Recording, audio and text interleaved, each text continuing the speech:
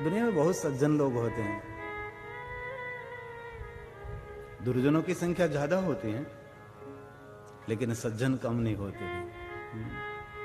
लेकिन एक बात याद रखना, 1000 दुर्जनों के सामने एक सज्जन काफी होता है। इसलिए अपने सज्जनता कभी छोड़नी नहीं चाहिए। कोई नहीं है तेरा, ये तो सत्य है ना। हम कहते कि ये मेरा, ये तेरा, बाकी तो अंत में तो आंख बंद होने के बाद सब कुछ सबंध बताए खत्म।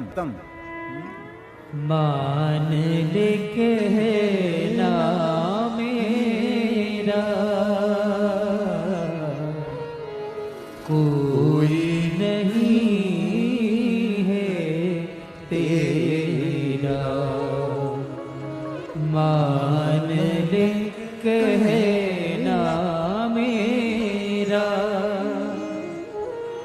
जम की आगे जोर ना चाले, ले जाएगा जीव तेरा।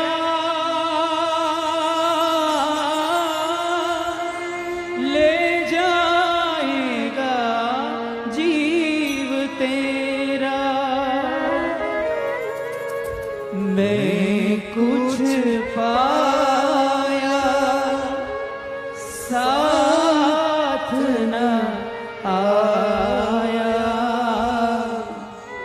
मैं कुछ पाया साथ न आया।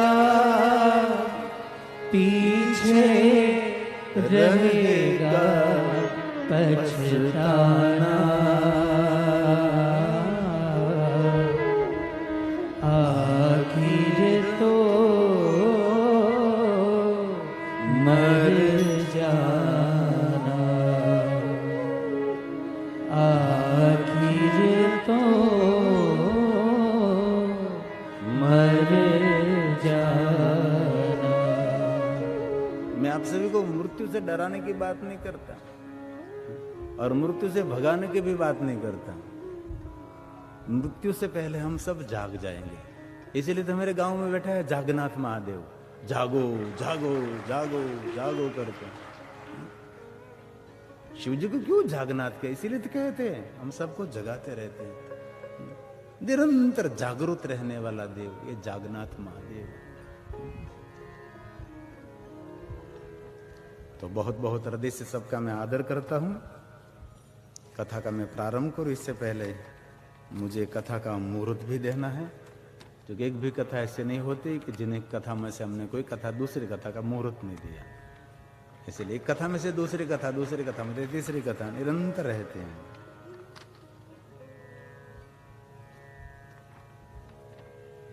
आज हमारे विशेष प्रकार से हमारे सोमनाथ मंदिर से जितुपुरी बापू पधारे हैं और सोमनाथ में हमने जितनी कथा की व्यवस्था संचालन जितुपुरी बापू ही संभालते हैं, सोमनाथ की सेवा में समर्पित हैं। और विशेष करके सोमनाथ से इतनी बड़ी लंबी यात्रा करके यहाँ पधारे हैं कथा में उपस्थित रहने के लिए। सुबह सुबह में सोमनाथ महादेव का प्रसाद भी दिया, सोमनाथ महादेव को चढ़ाए हुआ बिली पत्र भी मिला और सोमनाथ महादेव को चढ़ाई हुई भस्म भी मिली। और हमने बहुत बार कहा है ज्योतिर्लिंग का नैवेद्य लेने से चांद्रण व्रत का फल मिलता है। सभी व्रतों में कठिन से कठिन व्रत कोई है जो चांद्रण व्रत है। ये व्रत कोई सरल व्यक्ति कर ही नहीं सकता, बहुत कम लोग होता है। ये भगवान शिव जी का चांद्रण व्रत जिन्हें किया, इतना कठिन व्रतों का फल सिर्फ ज्योतिर्लिंग के नैवेद्य ग्रहण करने से मिलता है। तो सोमनाथ का प्रसाद भी, और आज सोमवार भी है, कितनी बड़ी बात है। देखो लो, चंद्र संबंधी सोम संबंधी ये सोमवार है। आज के दिन लक्ष्मी जी को भगवान महादेव मिले थे। विष्णु पत्नी लक्ष्मी महादेव की परम भक्त है और लक्ष्मी की शिव भक्ति देखकर भगवान महादेव आज सोमवार के दिन उनके सामने प्रकट हुए थे। शांति देने वाला है, सुमति देने वाला है। और हमने बहुत बार कहा सोमवार के दिन श्वेत वस्त्र पहनो, मानसिकता अलग रहेगी आपकी। एक प्रयोग है।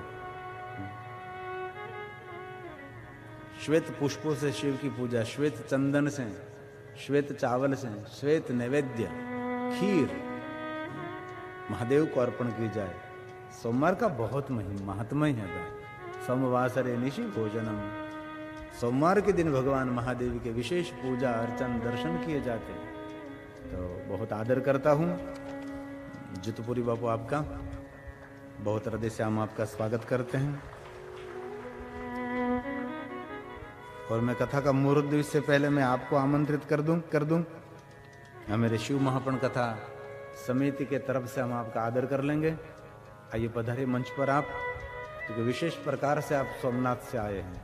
11 कलाक लगती है, 10, साढ़े 10, 11 कलाक सुबह से लेकर शाम तक। और हमने जितनी सोमनाथ महादेव में कथा की, बड़े बड़े रूप में सोमनाथ महादेव में कथा की, हमने सभी कथा की व्यवस्था संचालन हमारे जितुपुरी संभाल लेते हैं। लगभग 7 के 8 कथा, कितनी सोमनाथ में कथा की? 8 कथा हमने सोमनाथ महादेव के सानिध्य में की। और हमने संकल्प किया कि 12 कथा हम पूर्ण करेंगे सोमनाथ महादेव के सानिध्य में। बहुत तालियों के द्वारा आदर करें मेरे जितुपुरी बापू का।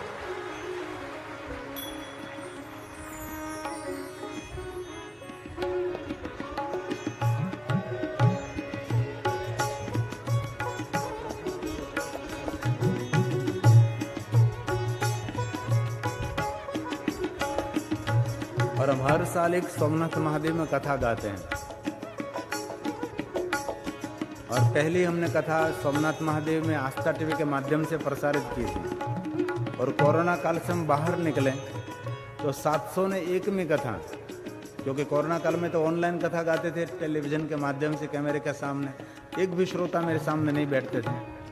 और श्रोताओं के सामने हम कथा प्रारंभ करना चाहते हैं, विचार कर रहे, तब हमने सोमनाथ महादेव के सानिध्य में से 701वीं कथा जितुपुरी बापू के माध्यम से सोमनाथ महादेव के पटांगण में, सागर के तट पर, सागर दर्शन में 701वीं कथा हमने की। इस कथा का आयोजक भी हमारे जगदीश भाई खाटू वाला है। बाद में सोमनाथ महादेव के सानिध्य में एक 701वीं कथा करके एक कथा 739મી कथा है। ये આપણા ગામની छोटा उदयपुर कथा हमने श्रोताओं के सामने कथा कहने का प्रारंभ सोमनाथ से किया, कोरोना काल के बाद। तो आज कथा का मुहूर्त लेने के लिए पधारिए आप। आज कथा में उपस्थित धुलिया से पधारे हुए सहपरिवार सदगत स्वर्गीय पूर्णमल बालूराम अग्रवाल परिवार, श्री ओम प्रकाश अग्रवाल व श्री नरेश भाई अग्रवाल तथा श्री अरविंद जी अग्रवाल तथा श्रीमती शलोनी अग्रवाल, पौत्र जक्ष अग्रवाल, पुत्री निधि बेरीवाल, जो उपस्थित है तो जल्दी जल्दी मंच पर पधार जाइए।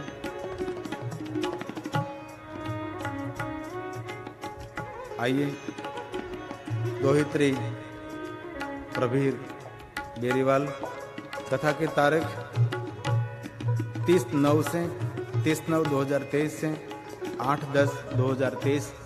इस कथा का समय 3 से 6 बजे रहेगा। और ये हमारे अग्रवाल परिवार के द्वारा ये कथा का आयोजन रहेगा। विशेष आज धुलिया से बधा रहे, तालियों के द्वारा बहुत आदर करें अग्रवाल परिवार का।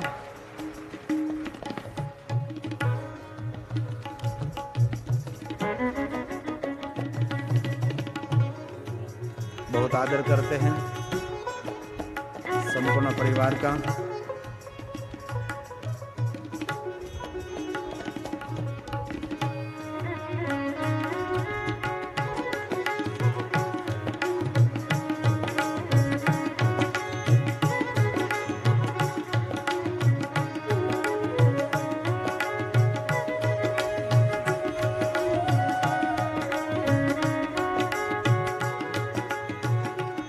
एक बात मुझे बहुत अच्छी लगी अग्रवाल साहिब की, कि बापू 12 ज्योतिर्लिंग में तो जगदीश भाई खाटू वाला ने कथा के लिए संकल्प कर लिया, लेकिन ओढ़ा नागनाथ और झारखंड में देवघर में जो वैजनाथ हैं, 2 ज्योतिर्लिंग माने जाते हैं, वो तो बाकी रह जाते हैं। तो उसने संकल्प कर लिया, पहली कथा में मेरी धुलिया में करूंगा, बाकी की 2 कथा 2 ज्योतिर्लिंग में मैं आयोजन करूंगा। इसलिए 3 कथा के हमारे जजमान खड़े, बहुत हृदय से आदर करते हैं हम आपका, और तालियों के द्वारा बहुत बहुत आशीर्वाद प्रदान करें।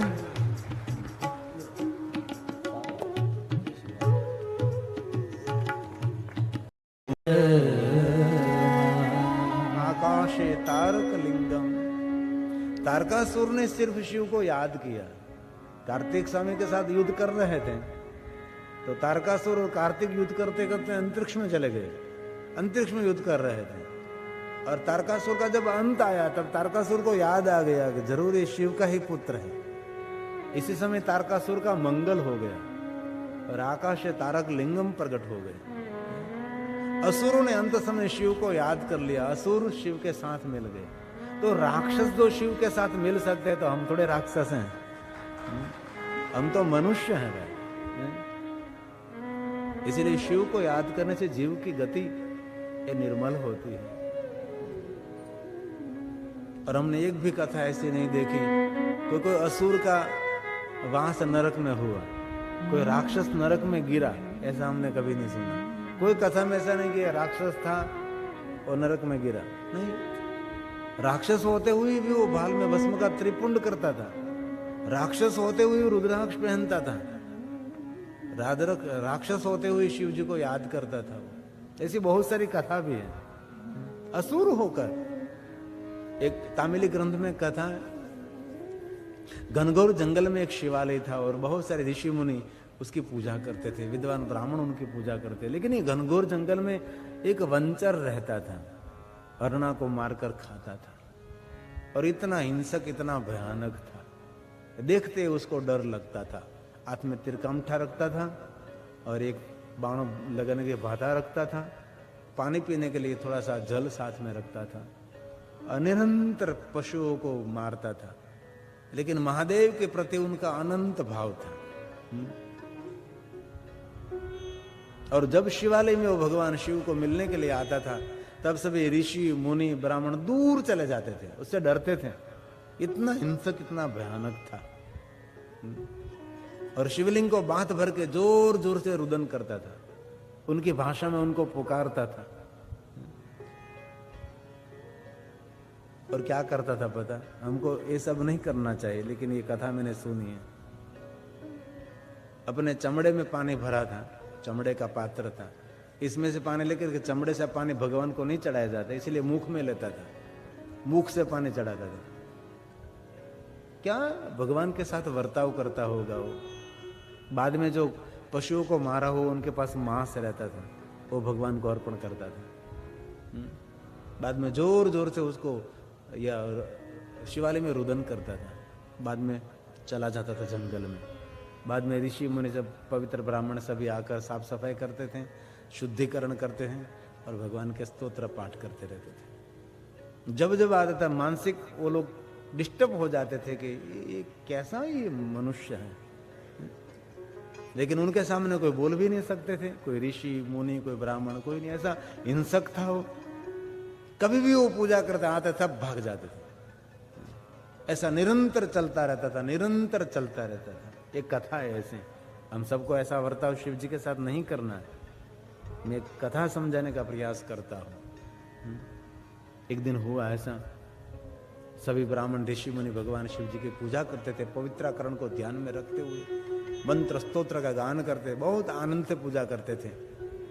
लेकिन ये सबके प्रति ये जो शिव जी का भक्त था, ब्राह्मण ऋषि मुनि भगवान शिव जी की पूजा करते थे, पवित्राकरण को ध्यान में रखते हुए मंत्र स्तोत्र का गान करते, बहुत आनंद से पूजा करते थे। लेकिन ये सबके प्रति ये जो शिव जी का भक्त था, जो हिंसक था, जो वंचर था, उनके प्रति घृणा का भाव रखता था, तिरस्कार का भाव, तिरस्कार का भाव। ऐसा चित्त में तिरस्कार का भाव रहता था। एक दिन सब पूजा करते थे और ऐसे ही पहुंच गया, सभी शिवालय के अंदर थे ब्राह्मण, सभी ऋषि मुनि, और अंदर पहुंच गया।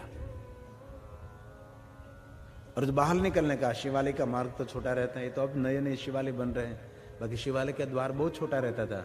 अभी भी प्राचीन को शिवालय देखो तो इतना द्वार छोटा द्वार रहता है, झुक कर ऐसे जाना पड़ता था। अभी भी बहुत प्राचीन दक्षिण भारत में आप कभी जाओ, दक्षिण भारत में जो शिवालय है 15 एकड़ में, 20 एकड़ में, 35 एकड़ में, 35 एकड़ में एक शिवालय, इतने बड़े शिवालय होते, लेकिन द्वार इतना छोटा द्वार होता है कि एकदम अंदर एक ही व्यक्ति जा सकता है। तो वहां वो खड़ा रह गया और सब तो अंदर थे और भगवान को पुकारने लगा। इनमें हुआ कैसा, भूकंप आया, इतना जोर जोर से मंदिर हिलने लगा, भूकंप, इतना भयंकर भूकंप आया, इतना भयंकर भूकंप आया, सबको डर लगने लगा ऊपर से पत्थर गिरेंगे हम मर जाएंगे।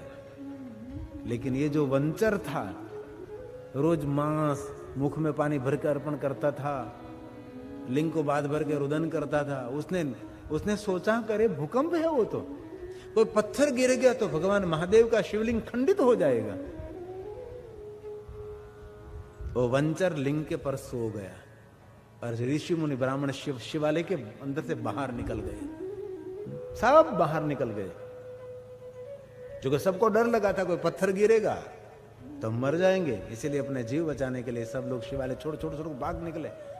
लेकिन ये अकेला जो वंचर था शिवालय के अंदर शिवलिंग पर सो गया। बड़े बड़े पत्थर उस पीठ पर गिरने लगे। थोड़ी देर के बाद भूकंप शांत हो गया। ऋषि मुनियों ने कहा, ब्राह्मणों ने कहा, भाई वंचर, हमसे ज्यादा भक्ति तो आपकी हमने देखी, हमारी नहीं। हम हमारी सबकी रक्षा करने के लिए हम तो बाहर निकल गए, लेकिन तूने शिवलिंग की रक्षा की है। इसलिए भगवान के प्रति भाव कितना है। बाद में सुंदर लंबी कथा है, शिव प्रकट हो गए और शिव जी ने कहा, हे ब्राह्मणों, हे ऋषि मुनियों, मुझ तक ये पहुंच सकता है जिनके प्रति दूसरों के प्रति कोई तिरस्कार का भाव नहीं है, वो मेरे तक पहुंच सकता है। आपके हृदय में इसके प्रति तिरस्कार का भाव था। इसलिए शिव के दरबार में कुछ भी ऊंच नहीं, कोई नीच नहीं, सबका स्वीकार है। शिव का दरबार एक विचित्र है। शिव जी की दुनिया सबसे जुदी, सबसे अलग है। ये महादेव की दुनिया है। बहुत सारे शिवलिंग ऐसे असुरों ने स्थापित किया है, बहुत सारे शिवलिंग ऐसे देवताओं ने स्थापित किया है, बहुत सारे शिवलिंग ऐसे ऋषि मुनियों ने स्थापित किया है। ब्रह्मा ने स्थापित किया, इंद्र ने, कुबेर ने, वरुण ने, सभी देवताओं ने, राम जी ने, कृष्ण भगवान ने, रावण ने, बहुत सारे भगवान महादेव के लिंगों की स्थापना की है। और ये भी हम कह सकते हैं कि ज्योतिर्लिंग 12 नहीं है, 100 करोड़ ज्योतिर्लिंगों की महिमा है।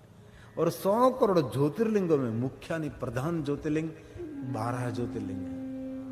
और हम गौरव करते कि पहला ज्योतिर्लिंग हमारे गुजरात में है, ये सौराष्ट्र भूमि में है पहला ज्योतिर्लिंग। ज्योतिर्लिंगाय नमो नमः। रोज ज्योतिर्लिंगों को याद करना चाहिए। ज्योतिर्लिंगाय नमो नमः। ये भारत देश के अंदर 12 ज्योतिर्लिंग की कितनी महिमा है। हमारा पहला ज्योतिर्लिंग हमारा गुजरात सौराष्ट्र की भूमि, सागर के तट पर महादेव विराजते, इतना प्राचीन, चंद्र की तपस्थली है, ऋषि मुनियों की प्रिय भूमि है।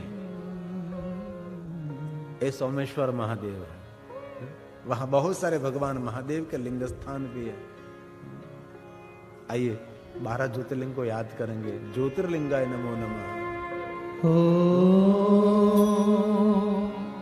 सोमनाथाय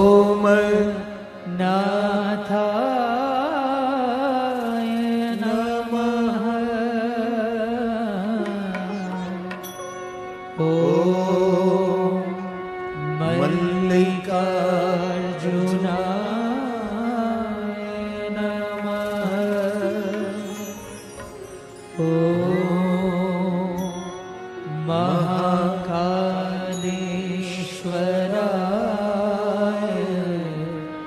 नमः। ओम ज्योतिर्लिंगाय नमः।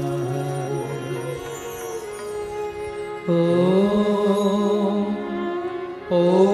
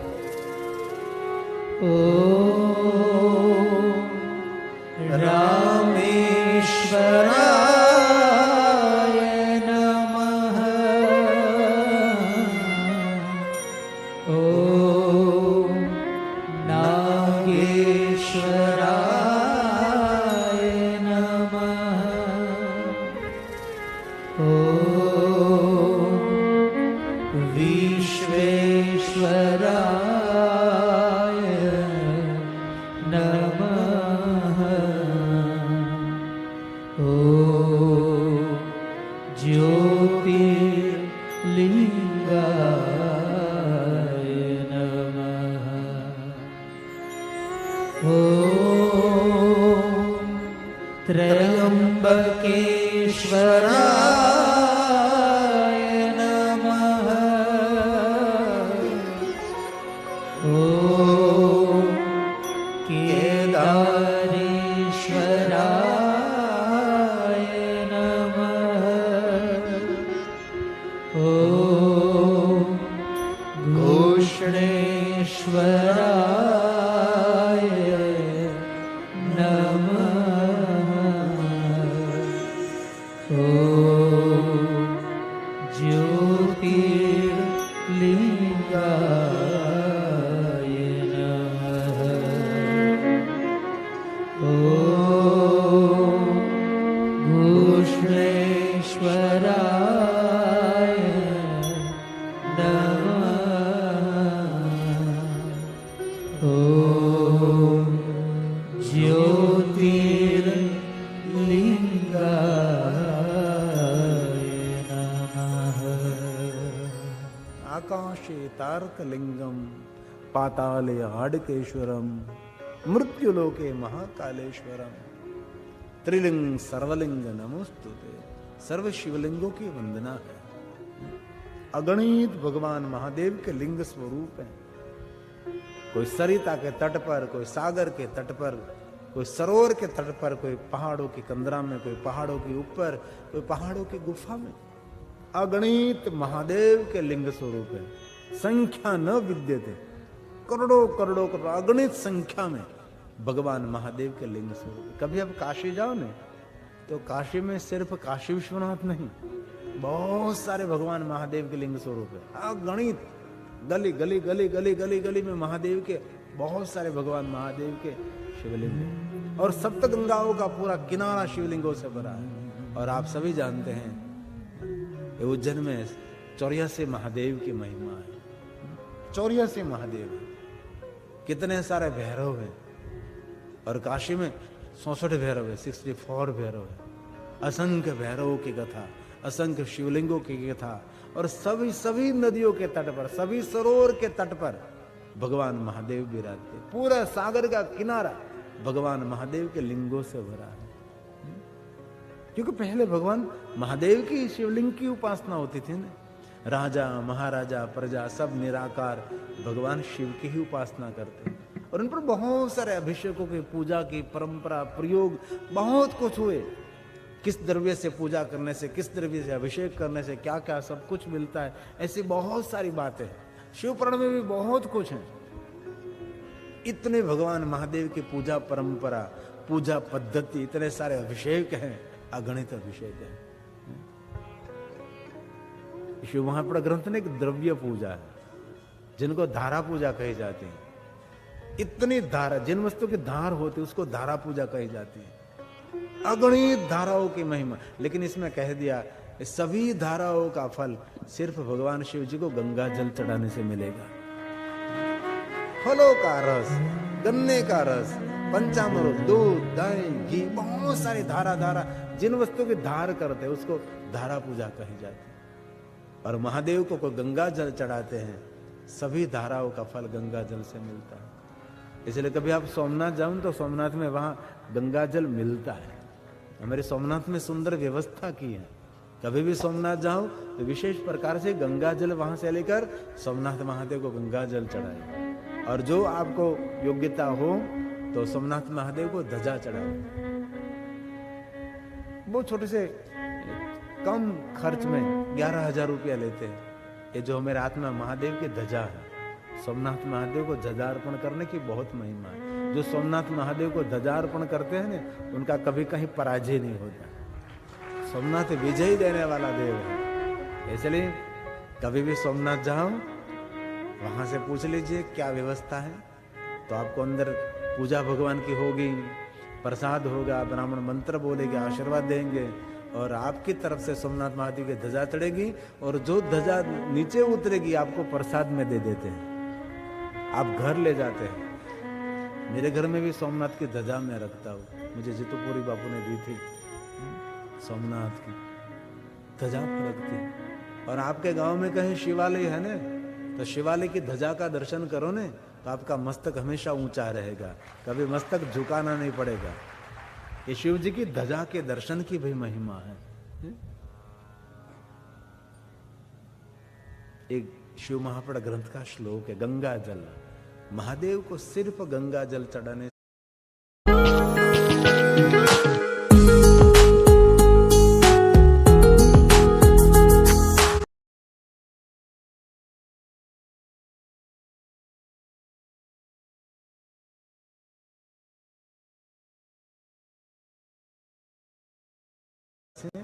सभी धाराओं का फल मिलता है। शिव जी को गंगा जल प्रिय है। और दूसरी बात, महादेव को गंगेश्वर महादेव, गंगनाथ महादेव ऐसे बोलने से शिव जी बहुत प्रसन्न रहते हैं।